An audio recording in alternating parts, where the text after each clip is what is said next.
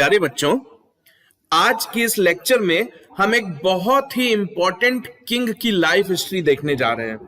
तो ये काफी पावरफुल किंग माने जाते हैं और इनफैक्ट ये एंशियंट इंडियन हिस्ट्री के आखिरी पावरफुल किंग माने जाते हैं।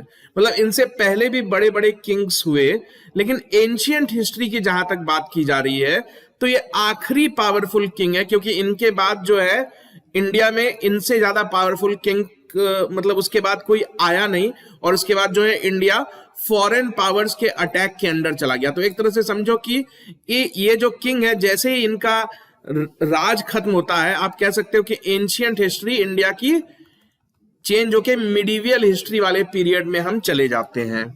ठीक है, तो आइए देखते हैं। जैसा कि आपने देख ही लिया है कि इनका नाम है किंग हर्षवर्धन। तो ये पता करते हैं कि कौन थे ये किंग और क्यों ये इतने इंपॉर्टेंट माने जाते हैं। तो पहले थोड़ी बैकग्राउंड समझ लेते हैं बच्चों। तो ये तो आप जान ही रहे हो कि फर्स्ट एडी से लेके फोर्थ एडी तक जो इंडिया की नॉर्थ इंडिया वाला पोर्शन है इंडिया का, ये जो आप देख रहे हो, ये पूरा का पूरा गुप्ता डायनेस्टी हुआ करता था। गुप्ता डायनेस्टी बंगाल, बिहार, उत्तर प्रदेश, हरियाणा, पंजाब, राजस्थान, गुजरात, ये सब गुप्ता डायनेस्टी का ही पार्ट था। तो धीरे धीरे गुप्ता डायनेस्टी डिक्लाइन होने लगी। फोर्थ एडी खत्म होते होते, यानी 390 380 एडीज तक खत्म होते होते गुप्ता डायनेस्टी डिक्लाइन करने लगी। तो जब कोई बड़ी डायनेस्टी डिक्लाइन करती है तो इसका क्या असर होता है? तो जो छोटे छोटे किंगडम्स होते हैं वो इंडिपेंडेंट हो जाते हैं। वो बड़े किंगडम के टूटने से छोटी छोटी नई किंगडम्स उभर के चली आती हैं। तो यही हो रहा था उस वक्त के इंडिया में कि गुप्ता डायनेस्टी डिक्लाइन कर गई थी और छोटी छोटी डायनेस्टीज, योदेवाज की, ठीक है, फिर आप देख रहे हो लिच्छवीज की, समताता की, तो ये वकाटक की, तो ये छोटी छोटी डायनेस्टीज उभरती चली आ रही थी।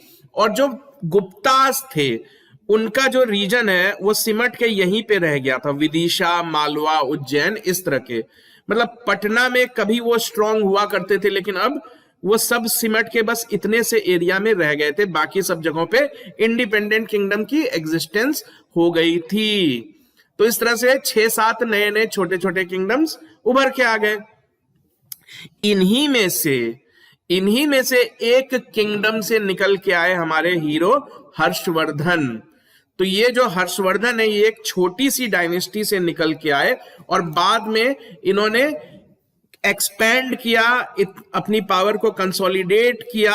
और ये जो पूरा का पूरा हिस्सा आप देख पा रहे हो, ये पूरा का पूरा हिस्सा धीरे धीरे करके हर्षवर्धन ने अपनी डायनेस्टी में मिला के स्टैब्लिश कर लिया। तो यही इसलिए ये राजा इतने ग्रेट माने जाते हैं। यानी गुप्ता डायनेस्टी के बाद जो एंशियंट हिस्ट्री की बात करें हम, तो ये सबसे बड़े राजा हुए हर्षवर्धन। तो ये देख पा रहे हो, उन्होंने काफी लंबे टाइम तक राज किया है। ऑलमोस्ट 41 ईयर्स तक इन्होंने नॉर्थ इंडिया वाले पार्ट पे राज किया है। तो इनकी जो फैमिली हिस्ट्री स्टार्ट हुई थी वो थानेश्वर नाम के जगह से स्टार्ट हुई थी। थानेश्वर जो है हरियाणा में, क्योंकि हर्षवर्धन के फादर भी किंग थे, लेकिन उतने बड़े किंग नहीं थे जितने बड़े हर्षवर्धन बन गए। तो इनकी फैमिली की कहानी स्टार्ट हुई थी थानेश्वर, हरियाणा से। तो हम कैसे जानते हैं इस किंग के बारे में? कैसे हमको आज पता है कि हर्षवर्धन नाम के कोई राजा थे, इतने बड़े राजा थे? तो हम कुछ सोर्सेज देख लेते हैं। तो हर्ष चरित्र नाम की जो बुक है, संस्कृत में लिखी गई है, इसको माना जाता है पहली बायोग्राफी, यानी पहली आत्मकथा। तो हर्षवर्धन जो हमारे हीरो हैं इस लेक्चर के, उनके कोर्ट पोएट थे बाण भट्ट। बाण भट्ट ने ही एक बुक लिखी अपने राजा के ऊपर, अपनी राजा की बायोग्राफी लिखी। राजा का नाम था हर्ष, इसलिए बायोग्राफी का नाम है हर्ष चरित्र, यानी हर्ष का चरित्र कैसा है, कैरेक्टर कैसा है। तो ये बहुत कॉमनली आस्क्ड क्वेश्चन है कि हर्ष चरित्र किसने लिखी। ये तो नहीं पूछेंगे कि हर्ष चरित्र किसकी बायोग्राफी है, क्योंकि काफी क्लियर है, हर्ष है नाम में, तो हर्षवर्धन की ही होगी। राइटर का नाम काफी बार पूछा गया है, बाणा भट्ट। तो बाणा भट्ट कौन थे? तो हर्षवर्धन के ही कोर्ट में रहते थे और उनके पोएट थे ये। ठीक, तो बाणा भट्ट ने कई और बुक्स लिखी हैं। सबसे फेमस तो है हर्ष चरित्र। उसके बाद जो कोई बुक अगर फेमस है तो वो है कादंबरी। ठीक है। तो कादंबरी बेसिकली एक रोमांटिक नॉवेल है, जो कादंबरी नाम की एक यंग फीमेल के ऊपर, एक गर्ल है कादंबरी नाम के, उसके ऊपर ही इन्होंने लिखी है बाणभट्ट ने। और क्या सोर्सेज है? ये सबसे इंपॉर्टेंट जो सोर्स है हर्षवर्धन के बारे में जानने का, वो है हुएन सेंग नाम का एक चाइनीज ट्रैवलर था, जिसने इंडिया विजिट किया था जब हर्षवर्धन रूल कर रहे थे नॉर्थ इंडिया पे। तो ये जो हुएन सेंग नाम का ट्रैवलर आया था चाइना से, इसने एक बुक लिखी। उस बुक में इंडिया के बारे में काफी सारी चीजें लिखी, काफी डिटेल में लिखा अपनी पूरी इंडिया में रहने के दौरान। ये काफी टाइम तक इंडिया में रहा था, 14-15 सालों तक। तो ये इसने काफी टाइम जो है हर्षवर्धन के कोर्ट में ही बिताया। ये हर्षवर्धन के दोस्त जैसा बन गया था। हर्षवर्धन इसकी बहुत रेस्पेक्ट करता था और इसको अपने महल में ही रखता था। तो ये जो लिख रहा है, इसने तो अपने आंखों से देखा है ना। तो इसके जरिए हमको हर्षवर्धन की लाइफ के बारे में काफी डिटेल में जानकारी मिलती है। तो 2-4 चीजें आपको हुएन सेंग के बारे में भी पता होनी चाहिए। तो हुएन सेंग कौन थे? तो वो एक चाइनीज बुद्धिस्ट मॉन्क थे। तो बेसिकली इंडिया आने का मकसद इनका ये था, क्योंकि ये बुद्धिस्ट थे और इंडिया यानी कि जहां गौतम बुद्ध पैदा हुए, तो बेसिकली इंडिया आने के पीछे इनका मकसद था कि बौद्ध धर्म से जुड़ी कुछ किताबों को ये इंडिया से लेके वापस चाइना जाना चाहते थे। तो इसीलिए ये इंडिया आए थे कलेक्ट करने उन सब चीजों को। और इन लोग नालंदा यूनिवर्सिटी जैसी यूनिवर्सिटीज का नाम भी पूरी दुनिया में फैला हुआ था ही। तो इसी मकसद से आए थे कि मैं इंडिया जाऊंगा, बुद्धिस्ट जो बुक्स होती हैं, रिलीजियस बुक्स, वो कलेक्ट करूंगा, नालंदा यूनिवर्सिटीज जैसी जगह विजिट करूंगा, वहां पे जो बुक्स मुझे मिलेंगी सबको एक जगह इकट्ठा करके मैं वापस अपने होम कंट्री चाइना लेके जाऊंगा। तो ये 627 में इंडिया पहुंच गए थे और 643 में वापस लौट के इंडिया से गए। तो आप देख सकते हो काफी लंबे टाइम तक, 16 सालों तक ये इंडिया में रहे। उन 16 सालों में से ज्यादातर टाइम इन्होंने हर्षवर्धन के महल में ही बिताया। महल में इन द सेंस कि इंडिया ट्रेवल कर रहे थे, लेकिन राजा के घर में रहे ये काफी टाइम तक रहे हर्षवर्धन के घर में। और क्या क्या सोर्सेज हैं? और एक इंटरेस्टिंग बात यह है कि ये जो हमारे हीरो हैं हर्षवर्धन राजा, ये खुद बुक्स लिखते थे, प्लेज यानी नाटक लिखते थे। तो इन्होंने खुद ने 3 नाटक लिखे हैं काफी फेमस, जो कि एग्जाम्स में पूछे जाते हैं, रत्नावली, नागनंद और प्रियदर्शिका। देखो बच्चों, जहां से जो क्वेश्चन पूछा जा चुका है या पूछा जा सकता है वो मैं हाईलाइट कर देता हूं। इसको आप हल्के में नहीं लेना, ये सारे क्वेश्चंस पूछे जा चुके हैं। आप अभी भी गूगल सर्च करोगे आपको पता चल जाएगा कि रत्नावली किसने लिखी, ये सारे क्वेश्चन पूछे गए। प्रियदर्शिका किसने लिखी? तो ये सारी बुक्स जो है हर्षवर्धन ने ही लिखी है, राजा ने खुद ने लिखी है। तो इसमें उसने खुद को इंट्रोड्यूस भी किया है। ये देख रहे हो आप, श्री हर्षवर्धन खुद है राइटर इसका। आज भी ये सारी बुक्स फेमस है, आपको गूगल बुक में या फिर अमेजोन में ये सब आप खरीदना चाहते हो आपको मिल जाएगी। तो अब बात करते हैं इसकी फैमिली हिस्ट्री की, हर्षवर्धन की। तो बाणा भट्ट ने ही हमको लिख के बताया है हर्ष चरित्र में कि हर्ष की फैमिली कैसी थी। तो बाणा भट्ट ने जो लिखा है वो मैं आपको पढ़ के बता देता हूं, ठीक। तो बाणा भट्ट ने कहानी स्टार्ट की एक फैमिली से जिसका नाम था पुष्यभूति फैमिली, पुष्यभूति डायनेस्टी। ये आप देख रहे हो, स्थानेश्वर या थानेश्वर नाम की जगह में ये डायनेस्टी रूल करती थी। तो थानेश्वर ही इनका कैपिटल हुआ करता था। तो उस वक्त जो राजा थे वो थे प्रभाकर वर्धन। तो प्रभाकर वर्धन राजा थे, किस डायनेस्टी के राजा थे? तो पुष्यभूति डायनेस्टी के राजा थे, ठीक। और इनकी कैपिटल क्या थी? तो इनकी कैपिटल थी थानेश्वर, जो कि आज की डेट में हरियाणा में पड़ती है ये जगह। तो ये जो डायनेस्टी थी पुष्यभूति डायनेस्टी, ये इंडिपेंडेंट हो गई। पहले तो ये लोग भी गुप्ता डायनेस्टीज के अंडर ही थे, गुप्ता डायनेस्टी के लिए काम करते थे।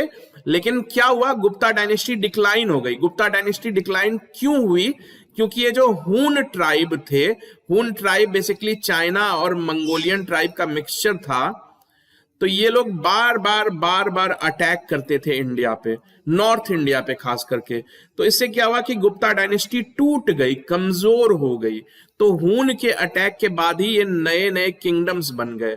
तो ये देख रहे हो पुष्यभूति, पुष्यभूति के पड़ोसी थे मौखरी, और ये जो गुप्ताज थे ये कमजोर होके सिमट गए, विदिशा, मालवा, थोड़ा बहुत असर इनका पाटलिपुत्र में रहा। और ये फिर ये वर्मन जो बंगाल के राजा थे। तो ये मैप देख के आप समझ सकते हो कि गुप्ता डायनेस्टी तो गायब हो गई, गुप्ता की जगह नॉर्थ इंडिया में ये 4 बड़े लोग रह गए। एक तो पुष्यभूति, फिर उनके पड़ोसी मौखरी, फिर उनके पड़ोसी गुप्ता, और फिर बंगाल वाले एरिया में, असम वाले एरिया में वर्मन। ठीक है, तो ये सिचुएशन, पॉलिटिकल सिचुएशन थी। तो ये जो राजा थे प्रभाकर वर्धन, जहां से कहानी स्टार्ट होती है, वो पुष्यभूति के राजा थे। इन्होंने अपनी नेबरिंग डायनेस्टी, देखो ये पुष्यभूति है और इनकी नेबर्स है मौखरी, ये आप देख पा रहे हो मौखरी। तो इन लोगों ने मौखरी किंगडम से दोस्ती करने की कोशिश की। तो कैसे होगी दोस्ती? तो दोस्ती को रिश्ते में बदल देते हैं। तो पुष्यभूति, ये जो किंग थे प्रभाकर वर्धन, इनकी एक बेटी थी राज्यश्री। तो राज्यश्री की शादी मौखरी राजा ग्रहवर्मन से कर दी गई ताकि दोनों किंगडम में दोस्ती बन जाए। तो यहाँ की बेटी, यहाँ का राजा, दोनों की शादी होगी। राज्यश्री की शादी हो गई किससे? ग्रहवर्मन से। तो पुष्यभूतियों की बेटी शादी करके आ गई मौखरी। तो मौखरी की कैपिटल थी कन्नौज और पुष्यभूति की कैपिटल थी स्थानेश्वर बोल लो या थानेश्वर बोल लो। अब सिचुएशन ये थी कि स्थानेश्वर एक छोटी जगह थी, जबकि कन्नौज को लगभग इंडिया के कैपिटल का दर्जा प्राप्त था। यानी कन्नौज एक बहुत इंपॉर्टेंट सिटी मानी जाती थी उस वक्त। तो इसलिए पुष्यभूति ने अपनी बेटी की शादी खुशी खुशी वहां कर दी कि एक बड़ी फैमिली में तुम चली जाओ। तो मौखरी जो राजा थे, ये तो मैंने आपको बता ही दिया कि उनकी कैपिटल कन्नौज थी। अब सिचुएशन क्या थी? अब ये मैप आप फिर से देखो, ये मौखरी है। तो मौखरियों के पड़ोसी है ना गुप्ताज, जो गुप्ता बिल्कुल खत्म नहीं हो गए थे, कमजोर हो गए थे। तो मौखरी वालों की दुश्मनी चलती थी गुप्ता वालों से, ठीक है। और अभी अभी इनकी रिश्तेदारी हो गई है पुष्यभूति वालों से। तो ये सिचुएशन है। तो जो कन्नौज है उस पे हमेशा जो है गुप्ता राजाओं की नजर बनी रहती थी। ये लोग चाहते थे कि हम कन्नौज पे कब्जा कर लें, जो मौखरी किंगडम है उसको खत्म करके गुप्ता डायनेस्टी को फिर से स्टैब्लिश कर दें। तो इसी चक्कर में गुप्ता जो किंगडम थे वो सारे लोग लगे रहते थे। तो क्या हुआ? किंग प्रभाकर वर्धन की बीमारी से डेथ हो गई। तो डेथ होने से पहले इन्होंने अपनी बेटी की शादी करा दी थी मौखरी राजाओं के साथ। तो डेथ हो जाती है।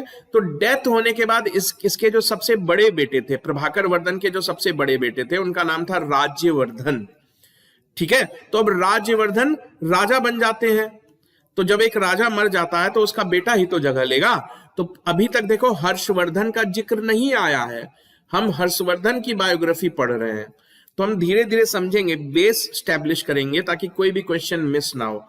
तो हर्षवर्धन के पापा थे प्रभाकर वर्धन। तो पापा मर गए तो हर्षवर्धन का बड़ा भाई राजा बन गया। ये हर्षवर्धन का बड़ा भाई है राज्यवर्धन। और हर्षवर्धन की एक बड़ी बहन है राज्यश्री, जिसकी शादी हो गई है। तो अब देखो कि हर्षवर्धन कैसे राजा बन गया। हम तो हर्षवर्धन की स्टोरी पढ़ रहे हैं ना, तो आखिर क्या हो गया जो हर्षवर्धन को राजा बनना पड़ा, तो हम समझ लेते हैं। तो प्रभाकर वर्धन जो पापा थे, ठीक, तो पापा की हो गई डेथ।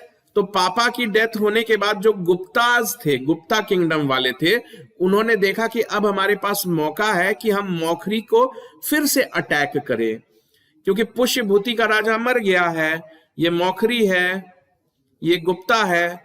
तो गुप्ता ने देखा कि यहां से अब हमको कोई रेजिस्टेंस मिलेगी नहीं, यहां से कोई मदद करने आएगा नहीं मौखरी को, तो हम कर देते हैं अटैक। तो गुप्ता का जो राजा था उसने बंगाल का राजा था शशांक, उससे मदद मांगी, क्योंकि गुप्ताओं का पड़ोसी है बंगाल। तो ये सिचुएशन है। तो इसने अपने पड़ोसी बंगाल से मदद मांगी कि क्या तुम मेरी मदद करोगे मौखरी किंगडम को हराने में। तो बंगाल का राजा था शशांक, उस वक्त बंगाल की कैपिटल थी गौड़। ठीक है, तो इन दोनों ने मिलके, किन दोनों ने मिलके, शशांक ने साथ दे दिया गुप्ताओं का, तो इन लोगों ने मिलके कन्नौज पे हमला कर दिया। ठीक, तो कन्नौज पे हमला करके इसने मौखरी राजा को मार दिया। तो मौखरी राजा जो है ग्रहवर्मन इसको मार दिया। अब ग्रहवर्मन कौन है? ये तो राजश्री का हस्बैंड है ना, राजश्री का पति है। राजश्री कौन है? हर्षवर्धन की बड़ी बहन है। तो बंगाल के राजा ने और गुप्ता डायनेस्टी ने साथ में मिलके कन्नौज पे हमला कर दिया, हर्षवर्धन के जीजाजी को मार दिया और हर्षवर्धन की बहन को जेल में डाल दिया। तो पुष्यभूति वाले चुप थोड़ी ना बैठेंगे, इनकी बहन की लाइफ खतरे में है, इनके जीजाजी को मार दिया है बाहर से बंगाल वाले ने मिलके गुप्ताओं के साथ। तो अब ये लोग चुप नहीं बैठेंगे। ठीक, तो उस वक्त जो पुष्यभूति थे उनका राजा कौन था? हर्षवर्धन का बड़ा भाई राज्यवर्धन। तो वो राज्यवर्धन जो है वो निकल जाता है थानेश्वर से कन्नौज की तरफ। क्यों निकल जाता है? क्योंकि उसकी बहन की जान खतरे में है ना, तो जान बचाने के लिए वो कुछ तो करेगा। तो अपनी बहन की जान बचाने के लिए वो कन्नौज की तरफ बढ़ जाता है। तो हर्ष चरित्र में बाण भट्ट ने लिखा है कि इसके आगे क्या हुआ, तो उसमें लिखा गया है कि गौड़ का जो राजा शशांक है उसने राज्यवर्धन को बोला कि चलो ठीक है, हम तुम्हारी बहन को जेल से छोड़ देंगे और हम कन्नौज भी वापस कर देंगे, बस हम एक पीस ट्रीटी साइन कर लेते हैं। तो उसी पीस ट्रीटी साइन करने के बहाने से राज्यवर्धन को शशांक ने बुलाया। शशांक कौन है? तो गौड़ का राजा यानी बंगाल का राजा। और इसी ने हर्षवर्धन के बड़े भाई राज्यवर्धन को धोखे से मार दिया। बुलाया तो था पीस ट्रीटी साइन करने के लिए, लेकिन धोखा देके मार दिया। तो अब देखो, पापा की डेथ हो गई, बड़ा भाई भी मर गया, तो अब हर्षवर्धन क्या करेगा? हर्षवर्धन को ही राजा बनना होगा ना। तो अचानक से, कोई प्लान नहीं था, ना ही हर्षवर्धन का अपना कोई सपना था, अचानक से सिचुएशन ऐसी हो गई कि 606 एडी में उसको राजा बनना पड़ा। तो सिचुएशन क्या है? पापा मर गए हैं, बड़ा भाई भी मर गया है और बड़ी बहन जो है वो जेल में है, दुश्मनों के कब्जे में है। तो अब हर्षवर्धन क्या करेगा? उसको अपनी बहन को तो छुड़ाना ही है। तो हर्षवर्धन ने असम के राजा से मदद मांगी। असम के राजा, ये पुष्यभूति के पड़ोसी मौखरी के पड़ोसी गुप्ता के पड़ोसी बंगाल वाले और बंगाल के पड़ोसी असम। तो पुष्यभूति को बदला लेना है बंगाल से, इनसे बदला लेना है। तो उसने बंगाल के पड़ोस में कांटेक्ट किया, यानी असम के राजा से मदद मांगी कि आपके लिए तो आसान है बंगाल को हराना, तो आप ही कर दो हमारी मदद। तो असम वालों की पहले से ही दुश्मनी चलती थी बंगाल से। ठीक, तो इसीलिए ये राजी हो गए। असम का जो राजा था कामरूप नाम था उस वक्त असम का, तो वो तैयार हो गया कि हाँ चलो मैं बंगाल पे हमला कर देता हूं, क्योंकि उनकी पुरानी दुश्मनी थी शशांक से। ठीक, और तो हर्षवर्धन जो है वो खुद बंगाल नहीं गया, बल्कि वो कन्नौज गया, क्योंकि उसको अपनी बहन को छुड़ाना है। और शशांक को बिजी रखने के लिए उसने कहा कामरूप के राजा से कि आप अटैक कर दो बंगाल पे, तो शशांक का ध्यान तो बंगाल की तरफ ही रहेगा, वो तो कन्नौज पे ध्यान दे नहीं पाएगा। तो शशांक को जैसे ही पता चला कि बंगाल में मेरी किंगडम पे हमला हो रहा है, तो वो बंगाल की तरफ भाग गया, कन्नौज छोड़ के चला गया वो। तो अब शशांक तो चला गया है ना कन्नौज से, तो अब हर्षवर्धन को उसकी बहन तक पहुंचने से कोई रोकने वाला तो है ही नहीं। तो हर्षवर्धन अपनी बहन को जेल से छुड़ा लेता है और कन्नौज, जिसका नाम कान्यकुब्ज भी था, उस पर कब्जा कर लेता है। क्योंकि गुप्ता वालों की अपनी खुद की कोई ताकत नहीं थी, उनको बंगाल की सपोर्ट मिली थी, तभी वो कन्नौज पे कब्जा कर पाए थे। तो अब जब बंगाल का राजा ही डर के चला गया है, वो उसको अपनी किंगडम बचानी है, तो अब हर्षवर्धन को रोकने वाला कोई है नहीं। तो इस तरह आप देख रहे हो कि अब कन्नौज जो है हर्षवर्धन के कंट्रोल में चला गया। और प्लीज याद रखना कि कन्नौज जो है उसको ऑलमोस्ट इंडिया की कैपिटल का ही स्टेटस प्राप्त था, क्योंकि उस वक्त दिल्ली उतनी डेवलप थी नहीं, कलकत्ता ये सब उतने डेवलप थे नहीं, तो ये नॉर्थ इंडिया का एक सेंट्रली लोकेटेड टाउन होने की वजह से काफी प्रोमिनेंस रखता था ये। तो अब हमारे किंग बन चुके हैं पूरी तरीके से, हर्षवर्धन जो है पूरी तरीके से किंग बन चुके हैं, इनके दुश्मन शशांक वशांक भी सब शांत हो चुके हैं। तो हर्षवर्धन को हर्ष नाम से भी जाना जाता था, और जब ये राजा बना था तो इसकी उम्र सिर्फ 16 साल थी। तो इसने कब से कब तक राज किया? 606 एडी से लेके 647 एडी तक, यानी 41 सालों तक इसको राज करने का मौका मिला इंडिया में। काफी लंबा टाइम है ये। तो जब इसकी पावर बिल्कुल हाइट पे थी, तो क्योंकि आज ये इतना महान राजा क्यों माना जाता है, काफी बड़ी किंगडम बना ली थी इसने। तो जो समूचा पूरा का पूरा नॉर्थ और north west India, north India और नॉर्थ वेस्ट इंडिया यानी कश्मीर मान लो, ठीक, असम मान लो, गुजरात मान लो, ये सब कुछ इसने अपने कंट्रोल में रखा होता। जो असम का राजा था उससे तो इसकी दोस्ती थी ही ना, उसने उसकी मदद की थी बहन को छुड़ाने में। यहां तक कि साउथ इंडिया तक भी जाना चाहता था ये। अब देखो साउथ इंडिया का क्या चक्कर है, तो भारत में एक नदी है जो ऑलमोस्ट कह लो कि भारत के बीचों बीच होके बहती है, नर्मदा नदी।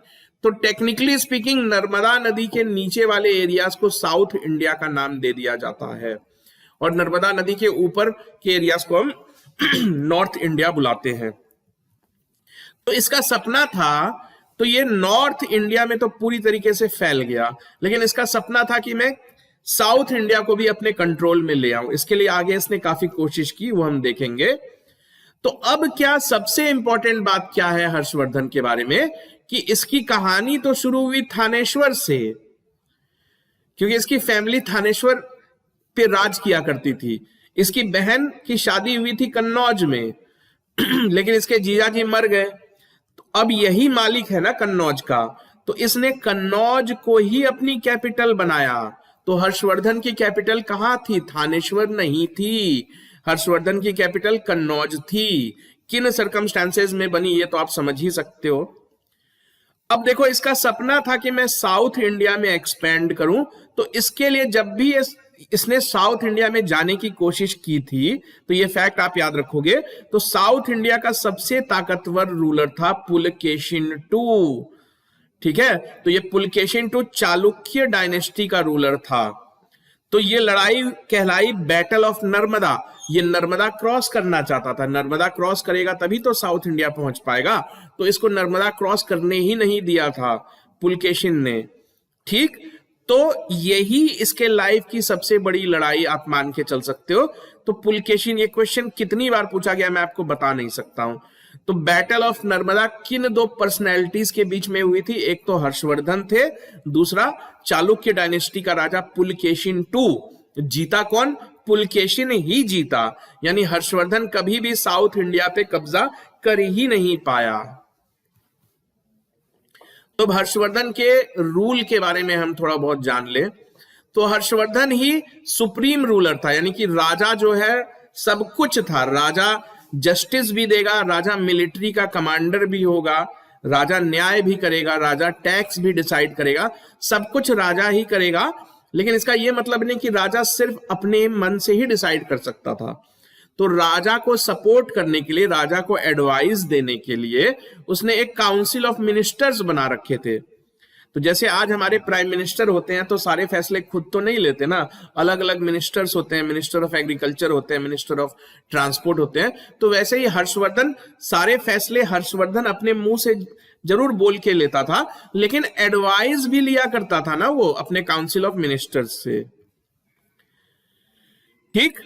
तो अलग अलग डिपार्टमेंट के अलग अलग मिनिस्टर्स थे हर्ष के एडमिनिस्ट्रेशन में। तो इन मिनिस्टर्स को आज हम इनको मिनिस्टर बोलते हैं, इंग्लिश में मिनिस्टर बोलते हैं। उस वक्त ये लोग तो संस्कृत में बात करते थे ना, या हिंदी में बात करते थे। तो इन मिनिस्टर्स को सचिव या अमात्य कहा जाता था।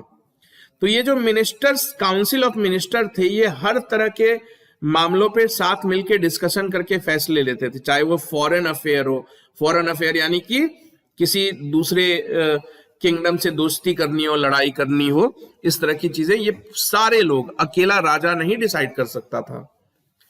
तो हुएन सैंग जो चाइनीज ट्रेवलर है, उसने ये बात लिखी है कि ये जो किंग है वो अपने मिनिस्टर और ऑफिसर्स को जो सैलरी वो पैसों के रूप में नहीं देता था, कैश में नहीं देता था, बल्कि उनको जमीन गिफ्ट कर दिया करता था कि ये पूरी सिटी या पूरा एक टेरिटरी तुम्हें दे देता हूं, तुम्हें हर महीने सैलरी नहीं दूंगा, तुम खुद ही यहां से टैक्स कलेक्ट किया करो, थोड़ा खुद के लिए रख लिया करो और थोड़ा खजाने में जमा कर दिया करो। ठीक है, तो अब ह्यूएन त्सांग के बारे में हम थोड़ी डिटेल समझ लें। तो जो हर्षवर्धन है उसके बारे में हमको इतनी डिटेल में पता चलता है, उसके लिए ये आदमी जिम्मेदार, इसने काफी डिटेल में लिख रखा है। तो ये कब इंडिया आया था? तो 627 में इंडिया आया था। ये आपको याद रखना है क्योंकि एक क्वेश्चन पूछा गया था कि ये इंडिया में कब से कब तक रहा। तो 627 से लेके 643 एडी तक ये इंडिया में रहा था। तो ये क्यों आया था इंडिया? तो इसको बेसिकली ये एक बुद्धिस्ट मॉन्क था, तो बौद्ध धर्म का फॉलोअर था। तो इंडिया में आने का इसका मकसद यही था कि इंडिया में मिलने वाले जो भी बौद्ध धर्म से रिलेटेड बुक्स, रिलीजियस टेक्स्ट होंगे, वो मैं कलेक्ट करके अपने कंट्री ले जाऊंगा। इसी चक्कर में इसने यूनिवर्सिटी ऑफ नालंदा, जो नालंदा का विश्वविद्यालय है, वहां भी ये गया था। तो नालंदा के विश्वविद्यालय में उस वक्त बुद्धिस्ट पढ़ाई जाती थी, काफी सारी अच्छी अच्छी किताबें थी, इसीलिए गया था ये।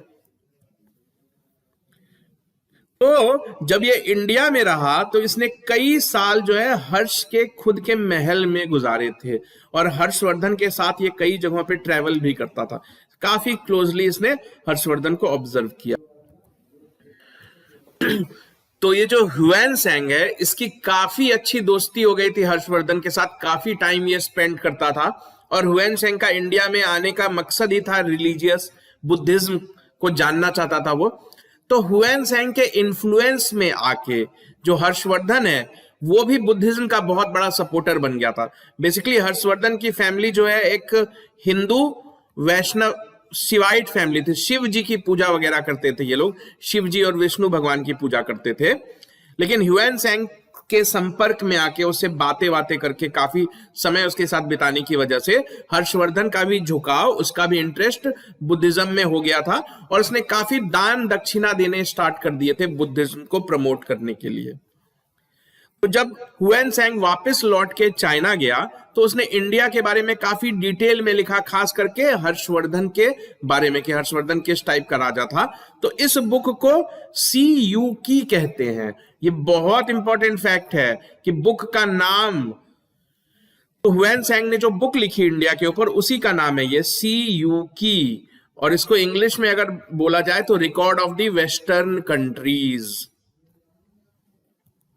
तो हर्षवर्धन के रिलीजियस प्रैक्टिस के बारे में हम थोड़ा बहुत जान लें। तो हर्षवर्धन के जो फादर थे प्रभाकर वर्धन, जिन्होंने ये डायनेस्टी बसाई थी, वो खुद भगवान शिव के भक्त थे। ठीक है, यानी इसकी फैमिली का बुद्धिज्म से कुछ लेना देना नहीं था। ये लोग ट्रेडिशनली भगवान शिव की पूजा किया करते थे, और हर्षवर्धन भी खुद भगवान शिव का ही भक्त था। लेकिन ह्यूएन त्सांग के संपर्क में आके इसने महायान बुद्धिस्ट अपना लिया। तो बुद्धिज्म दो भागों में बटा हुआ है, एक है महायान, हमने बुद्धिज्म वाले लेक्चर में इसको काफी डिटेल में डिस्कस किया, महायान और हिनायान। तो इसने महायान बुद्धिस्ट अपना लिया था, ये आप याद रखोगे, महायाना बुद्धिस्ट। तो बुद्धिज्म जब इसने अपना लिया तो इसने बुद्धिज्म को प्रमोट करने के लिए काफी सारे एफर्ट्स किए। ठीक है, उनमें से जो सबसे रिमार्केबल काम इसने किया कि अपनी राजधानी कन्नौज में, कन्नौज को कान्यकुब्ज भी बोलते हैं, एक बहुत बड़ा आयोजन किया इसने, असेंबली यानी कॉन्फ्रेंस बुलवाई। उस कॉन्फ्रेंस का प्रेसिडेंट इसने बनाया ह्यूएन त्सांग को, यानी एक समझो कि धार्मिक सम्मेलन किया जहां पे सारे धर्मों के लोगों को जमा किया गया और डिस्कशन की गई।